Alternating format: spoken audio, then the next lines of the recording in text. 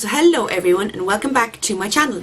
If you're new to my channel or if you haven't seen any of my videos before, which would mean you're new to the channel, I've been doing a character development series or kind of a rundown on characters from The Walking Dead. And today I'm going to talk about Maggie. Now I'm going to talk about TV show Maggie and not comic book Maggie because they're quite different and there's a lot of changes between the two. In the TV show, we first come across Maggie after Carl is shot. So Carl is shot, Rick is legging it to the farm. When he gets to the farm, Herschel says, oh yeah, bring him in here, we'll look after him, because Otis, the Egypt's after shooting him, so we are responsible. So then Rick says, my wife doesn't know, Laurie doesn't know. So Maggie takes off on a horse into the forest, comes across Laurie, Daryl, Glenn and Andrea. Andrea's in the middle of having a bit of a moment with a walker.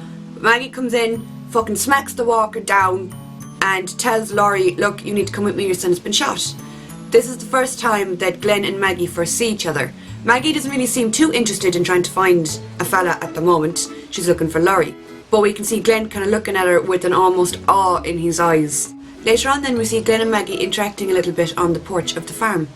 We learn that Maggie comes from quite a religious family, her father's very religious, and Glenn is taking a shot at praying. Later on then again the two of them go on a run to a pharmacy. Glenn is picking up a pregnancy test for Laurie, but he's been asked to keep it hush-hush. He seems to be in quite a fluster when he reaches the female hygiene section of the fucking pharmacy. Maggie comes over to see what he's doing, he panics and grabs a box of condoms.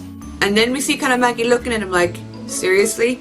But she decides she's into it, so she then kind of gets flirty. It's like, come on, so. But it's when they leave the pharmacy and they get back to the farm that she kind of tells him it was a one-time thing. I don't think she wanted to start a relationship for the simple reason she didn't think it could work.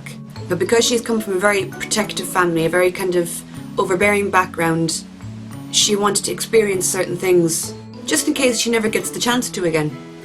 So then they're sitting down at the table and Glenn, and he suggests going to the barn to get some alone time. And Maggie knows that her dad, Herschel, is hoarding walkers inside the barn. So she rushes out to try and stop Glenn from stumbling across that, but it's too late, he has already found them. So Maggie then tells Glenn that Herschel believes that there's some sort of cure, that someday this will all be reversed. We find out that some of Maggie's family are walkers in the barn, which would explain why herself and Herschel would kind of want to keep them alive. They'd want to keep them in the barn where they know if there ever is a cure or if the day ever comes where it can be reversed, that their family members are there waiting. So then Glenn goes off and tells Dale, and Maggie seems a little bit pissed at this because she had trusted him not to tell anyone. Glenn saw the walkers in the barn as a threat, which they were. Then later on in season 2 we see that Beth tries to kill herself. Beth and Maggie have a conversation where Beth tells her that she wants to die in her own bed. And she asks Maggie to go with her, which of course Maggie doesn't. But we see Maggie in the scene as the big sister. Maggie's going through the apocalypse as well. Maggie doesn't know how to deal with stuff yet, as well as she does in later seasons. And in this episode we see her try to convince her baby sister that there is a reason to keep going. Then the farm gets overrun, Maggie goes off with Glenn. This is where we see Glenn tell Maggie that he finally loves her. Maggie had told Glenn that she loved him first a few episodes ago, but he'd never said it back. This is already moulding the kind of woman that we're going to get used to. Having the female in the relationship take hold of those moments in a relationship, it's really refreshing. Later on then we see them all meet up again, the whole group get back together.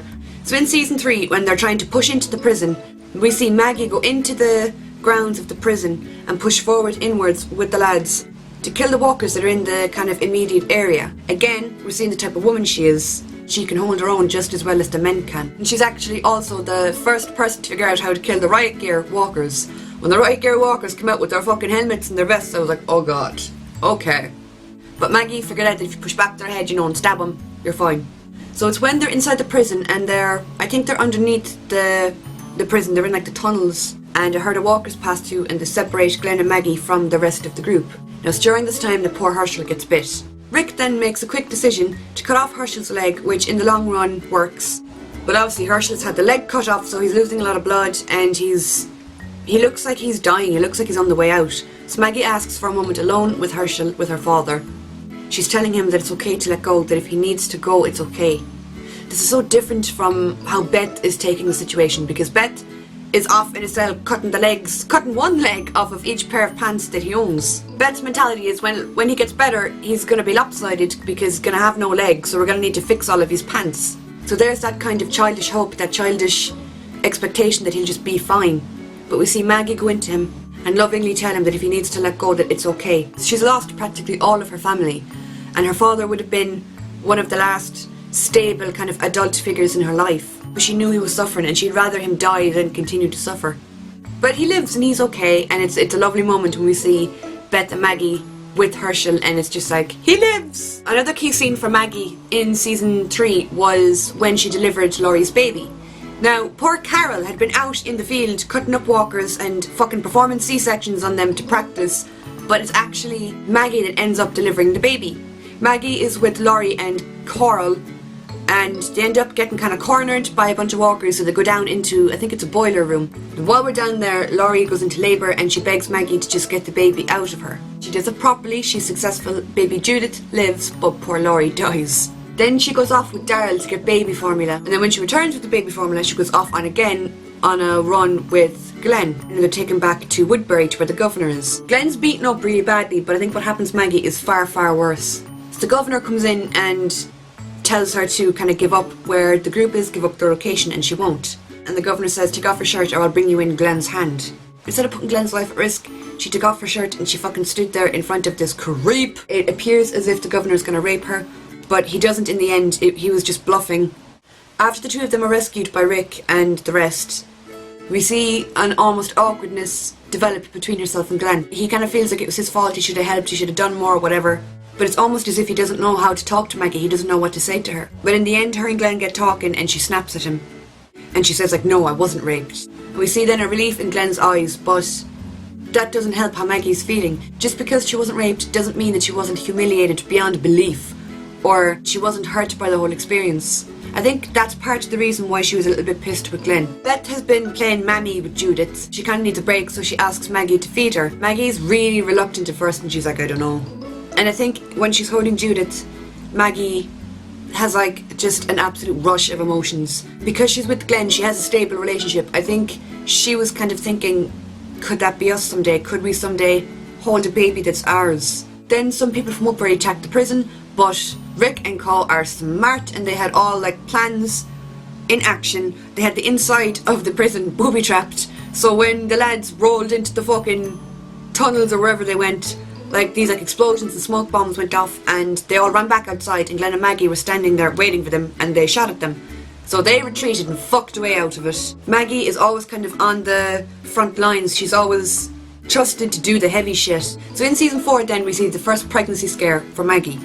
She tells Glenn that, you know, she thinks she could be pregnant. Maggie delivered Laurie's baby, so Maggie knows the deal with having a baby in the apocalypse when there's no fucking medical care. But I think because of that scene where she held Judith, there is a part of her that wants a child, even though there's all that fear that comes with it. Then the infection breaks out and Herschel plays doctor and goes off into the fucking place to fix people because he's a doctor. Maggie has been a badass, she's been very independent, she's been very strong, but when Herschel's going to go into the infected part of the prison, we see the child come out in her. We see her beg him not to go in there because she's afraid he'll get sick and he'll die. But Herschel goes in anyway because he believes he has a duty to do, and we see Beth and Maggie dealing with this. Beth tells Maggie, we all have a job to do, we all have something that we need to be doing, we all have to contribute. I think hearing that come from Beth was kind of a reality call for Maggie. Beth had gone from wanting to die in a bed to we all have a job to do, we gotta keep going. Then people start turning and there's utter chaos. A key scene again for Maggie was a scene where she's standing underneath Herschel and the walker. Herschel's trying to wrestle a tube off of a walker's face because Glenn needs it. Maggie's standing there with a gun and she's gonna shoot either the walker, the tube, which could save Glenn's life, or her father. And in that moment she made the split decision to just go for it and hope for the best. If she had messed up, if she had aimed a few inches left or right, she would have ended up killing her father or killing their only chance at saving Glenn. Glenn then says to Maggie, like, I can handle myself, I can take care of myself. And she says to him, I know you can, but you don't have to. This was a key moment in their relationship. They had already said like the I love yous, and in the beginning, when her and Glenn started kind of dating, she had told Glenn that it was a one-time thing, like it wasn't going to happen again. She had gone from that to, I know you can handle yourself alone, but you don't have to because I'm here for you. That shows that Maggie is now all in that relationship. She is fully in. Then we have the absolutely heartbreaking scene where Herschel and Michonne are both taken captive by the governor. The governor just will not quit. Oh my god, he is one determined motherfucker. He comes back to the prison with the two of them and he tries to strike up a deal with Rick. Rick is like, no, we can both live here happily. We can coexist together. That was never gonna work. The governor then decides, you're a liar. So he cuts off Herschel's head in front of Beth and Maggie. There's a war going on now out in the fucking grass. Maggie runs inside, gets Glenn and puts him on a bus. I was just baffled during this entire scene. If I'd seen my mother or my father be beheaded in front of me, I would have gone straight for the governor. If that had been me, I'd have been like, right, I'm gonna fuck you up. And I would have just walked across that fucking field right up to Philip, and I would have done some unimaginable things to him. So then the bus with Glenn takes off, and Maggie is left at the prison with Sasha and Bob. The three of them then take off on foot towards where the bus was headed. So the entire group splits up, everyone goes off in different directions. When Maggie, Sasha and Bob finally do come across the bus, we see that everybody on the bus has turned. Obviously there were sick people on the bus. People had died, they turned, and the bus was just like a fucking hot box for walkers. But Maggie is not taking this for a reasonable answer, and she decides that she needs to go and make sure that Glenn isn't on the bus. And she has a moment of absolute relief when she realises that Glenn wasn't on the bus. He must have gotten off somehow. So then the three of them are walking along and they come across a sign to Terminus. So Maggie knew if Glenn saw the sign, he'd head there as well. Sasha and Bob are kind of like, I don't know, I mean, is that really possible? So Maggie decides to leave the two of them and go off by herself. She leaves them a note in the dirt and all. Maggie, Sasha and Bob all meet up again and they continue on the road to Terminus. During the time that Maggie's been left by herself, she starts cutting up walkers and using their blood to write messages like on walls and on the Terminus signs, just in case Glenn comes across them, that he knows for sure that she's alive. I thought this was such a creative use of her surroundings. We next see Maggie when she appears in the tunnel with Abraham. Glenn had been searching for her and everyone had been telling him she's probably dead. Maggie had been searching for Glenn. Sasha and Bob didn't have a whole lot of hope for him, but Maggie never lost hope. We see them reunite and we see Maggie burn the Polaroid picture that Glenn had taken of her back at the prison.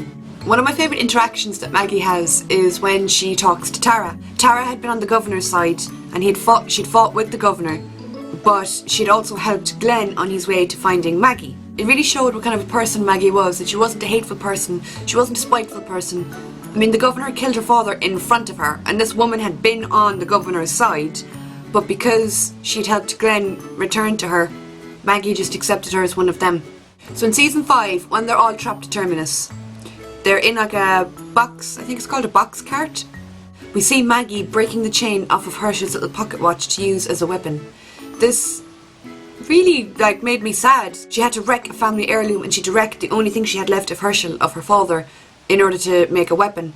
But I guess in a way that was Herschel's way of helping out his daughter, even though he was dead and even though he wasn't there anymore. Then they go and they meet Father Gabriel and all of that happens. But a few episodes later, Rick knows that Gareth is going to retaliate and they have to be ready. So they wait in Gabriel's church and they prepare for an attack, basically. When Gareth and all of them arrive, Rick, Abraham and all the rest just go fucking apeshit and they start lashing into them. And Father Gabriel is shocked by this. He is like the owner of the church, he's a priest, he's a very religious man. He can't believe what's happening in the house of God.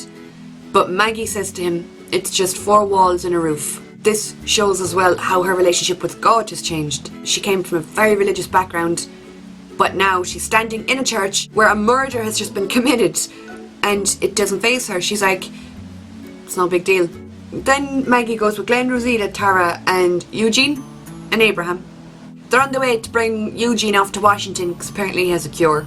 Now it's while they're on the road there that Maggie has a talk with Eugene. She kind of playfully talks about his hair and she says, well, I know why you keep it that way, because it makes you different. And then she goes on to quote a Bible reference. So this is kind of confusing and conflicting what she had said earlier about the church. And then when it turns out that Eugene doesn't have a cure and Abraham knocks him the fuck out, Maggie tends to Eugene. She puts a ladder over him and drapes like a blanket over so he doesn't get sunstroke or he doesn't get sunburnt. Abraham then lashes out and Maggie holds the gun to him and she says keep going and I'll shoot you. Abraham just stands there looking at her as if he wants to be shot. Maggie understands the situation and she's been in the situation before with Beth when Beth wanted to die. So Abraham then goes into shutdown mode and kneels on the floor staring into nothingness. And Maggie gives him water and she tries to talk to him. And this is where she tells him we've all lost something, get over yourself. She's telling him you can't just shut down because something bad happened, you have to keep going. This is kind of refreshing what Beth had said to her in the prison when the sickness was breaking out, when Beth told her we all kind of have a job to do. Then they all get in the fire truck and they go back to the church. This is where Michonne tells Maggie Beth is still alive. Maggie hadn't seen Beth since they left the prison. So they take off straight away to go to the hospital. I think it's called Grady Memoriam. And of course when they get there, they arrive just in time to see Beth be carried out by Darryl. Maggie had just learned that she was alive and the hope was now fresh. First she lost like a few brothers and a few sisters, then her mother, then she had to watch Herschel be beheaded in front of her, and then she arrived at the hospital just too late and she just missed seeing her sister alive for the last time. When all the group then are on the road and it's just before they get to Alexandria, they're all really weak, they have hardly any water, they have hardly any food, they have nowhere to go, they're running low on hope and everything. We see Maggie open the boot of a car and there's a walker stuffed inside. That had me thinking, how the fuck did that walker get in there? Was somebody trying to like kidnap a woman and then they just abandoned the car and left the kidnapped victim in the boot? That person died of starvation or whatever. Is that what happened? Because as soon as she opened the boot I was like, how did somebody die in a boot of a car? But anyway, she can't kill that walker and Glenn kills it for her. I think since Beth's death, she's just seen too much death, she's sick of it. So then they get to Alexandria, led by Aaron, and Maggie becomes kind of like an assistant to Deanna. And Maggie then is the one that convinces Deanna that, you know, you have to have a lookout and we should have Sasha as the lookout. The Alexandrians were so incredibly naive that it shocked me that they just so happened to survive this long. They didn't even bother having anyone on watch. Then we have the scene where Maggie's inside the house with Deanna and Father Gabriel comes in. And Father Gabriel tells Deanna that this group can't be trusted. Oh, well, Rick's group saved Father Gabriel. They brought him along with them. Yeah, they're a bit rough around the edges, and yeah, they make some questionable decisions sometimes. But he was trying to sell them out to Deanna. So then they call a fucking house meeting and the whole town has to come and sit down and talk about like the events of what's happened and stuff. Maggie now is kind of a respected person, especially in Deanna's eyes. So the Alexandrians would follow Deanna's lead in a way and listen to what Maggie has to say. So Maggie vouches for Rick and she says like he's just a regular man that was trying to protect his family. If it wasn't for him, none of us would be here. He's doing his fucking best. Rick gets so much slack. I feel so bad for him. Rick doesn't turn up to this meeting, so Maggie is talking away about how great he is and he's not even there. So Maggie decides this looks bad, so she goes off to find Rick. Instead, she finds Sasha pointing a gun at Father Gabriel's head. But Maggie diffuses the situation, she diffuses the tension, and the three of them sit down and they pray together. I thought seeing religion come in as a solution in a moment of conflict was so interesting. Father Gabriel had times where he almost turned his back on God. Maggie had many times where she just appeared to not believe in a God anymore, or she had kind of decreased in her religiousness, if that makes sense. Instead of fighting and shooting each other, they just sit down and pray. Then during the wolf attack we see Maggie helping to protect Alexandria, and then Glenn goes out on a run, and when he's not back in a certain amount of time, Maggie wants to go out to find him. Aaron then tells her, well, I'll go with you, and they go through like an underground tunnel and they're just about to open the gate to go outside when Maggie says, you know what, actually I can't, I'm pregnant.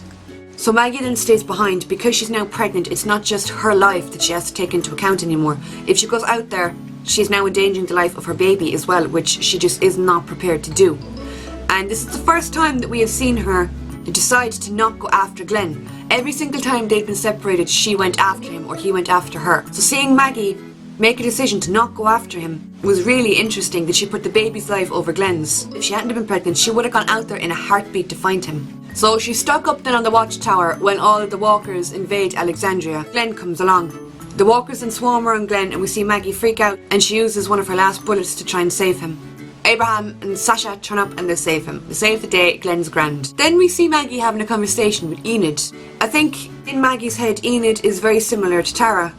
Enid helped Glenn to get back to Alexandria, to get back to Maggie, in the same way that Tara helped Glenn. In Maggie's head, these two women played a massive part in Glenn's return both times. So she tells Enid that she's there for her if she ever needs to talk. Then we see them go to Hilltop and she has the talk with Gregory. There's a very interesting scene between Rick and Maggie where Rick says like, I can't talk to him. And I was like, well Rick, I'm glad that you fucking see it. Rick probably would have gone ape shit and fucking bit out his throat if he said anything bad to him. So Maggie has to talk with Gregory instead, and so they strike up a deal that Rick's group will go and kill the saviors, and then Hilltop will give Alexandria half of their supplies.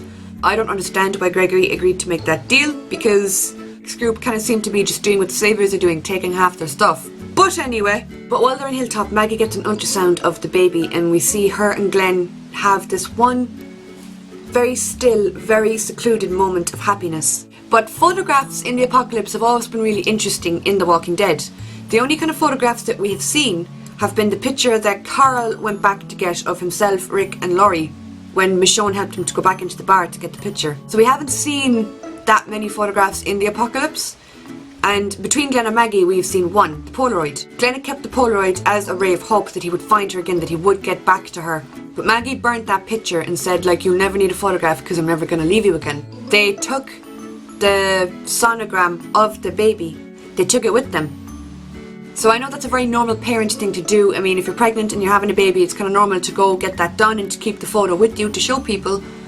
But, I mean, the way that Maggie burned the photograph the first time, you know, saying, I'm never going to leave you, and then the way that they're kind of clinging to this photo of the baby, it has me thinking, why would they need the sonogram if the baby is going to be along soon enough? I don't know if I'm reading too much into that. Let me know what you think about that point in the comments. So then when they're just on the outskirts of the Saviour's compound, Maggie had said that she felt she needed to be there because she had made a deal with Gregory, which was a very fair point. But her and Carl are taken captive. They're taken captive by... what the fuck is her name? Paula is the woman that has taken them captive. So Paula then kind of ridicules Maggie about being pregnant, and Maggie defends herself and says, you know, I'm choosing something different. Then the one fat addict's inside the room, Donnie, or as I call him, Ed 2.0, tries to attack Carl, and Maggie kicks out his legs and then fucking headbutts him. There's another reason why I love this woman. She's pregnant, she's been taken captured, she's probably fucking terrified, she's still gonna get a few digs in there. Like, in that moment, she was getting into like a physical confrontation with this fucking guy just to protect Carl. The two women decide to try and make a break for it. Just before they leave, Maggie says to Carl that, you know, we have to kill these guys, we can't leave them. Back when they were at Terminus, just before they had left the grounds of Terminus and they had kind of regrouped in the forest. Rick had suggested that they go back and kill all the people at Terminus, to kill all the bad guys. But Maggie had said, like, no, they either run or they die. But in this moment now, Maggie wasn't taking any chances. She had developed further, even from the woman she'd been at Terminus. They had tried to eat them at Terminus, and Maggie was still like, no, let them alone, like, the gate's down, they're gonna either run away or they're gonna die. But here she was like, we have to kill them before we leave. And Maggie urges Carl to kill Paula.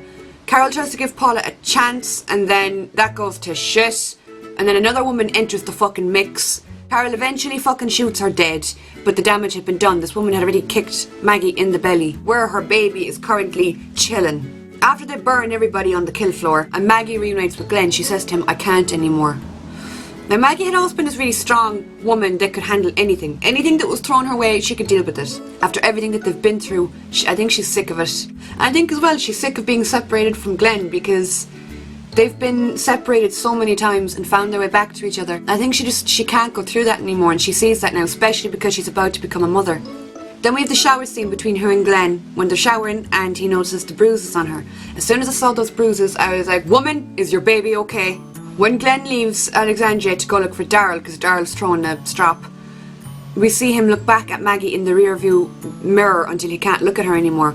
I said this in the Glenn video. It kind of shows the connection that the two have to each other, that no matter what they're doing, they always keep the other person in mind. Maggie is due to take watch up on one of the watchtowers, and Enid comes along and suggests that Maggie, like, eat something and relax and she'll take over her shift. She cuts off all her hair and looks so beautiful with the new hairdo. And then we see her screaming, clutching her stomach in pain. Something has happened to baby. Now, a lot of people have said that Enid could have poisoned Maggie's food. Enid could be one of the saviors. She could be one of the wolves. Enid very well could be, but we don't know much about her background. We don't know a whole lot of backstory on her. She disappears a lot and we never really know where she's going. Then all the group try to transport Maggie to Hilltop, where there is a doctor. There's no doctor in Alexandria because poor Denise got fucking killed in the eye with an arrow. And that is where they come into contact with all the roadblocks, with all the saviors, and they're guided until they finally come face to face with Negan. When we last see Maggie, she can barely keep herself upright. She's kneeling on the floor in front of Negan, and Negan says to her, I should just, kill you right now and put you out of your misery. That's when we see Glenn freak out and beg Negan not to. But that is where we last saw Maggie. If you've read the comics, spoiler, Maggie goes on to become leader of Hilltop, and just before she does that in the comics, she cuts off all her hair. It's like a new beginning. So was the cutting of the hair like foreshadowing? Her relationship with Glenn has always been super solid, it's been super steady, it's been so gorgeous to see, because even in the real world, even now, it's very rare to see a relationship that is so level-footed, like it's completely balanced. She's not always a damsel in distress and he's not always swooping in to save her. She can hold her own just as well as Glenn can. She has gone looking for Glenn on multiple occasions, and she's even saved Glenn's life back at the prison when he got sick. I love the relationship because it is so well balanced. When it comes to relationships, Maggie's had a few that I've really liked. Obviously her relationship with Beth, because Beth was her little sister, and like I'm a big sister myself, so I understand the kind of the need or the feel that you have to look after your younger sibling. Beth brought a sort of innocence to Maggie, and then of course she had to watch her body be carried out of the hospital.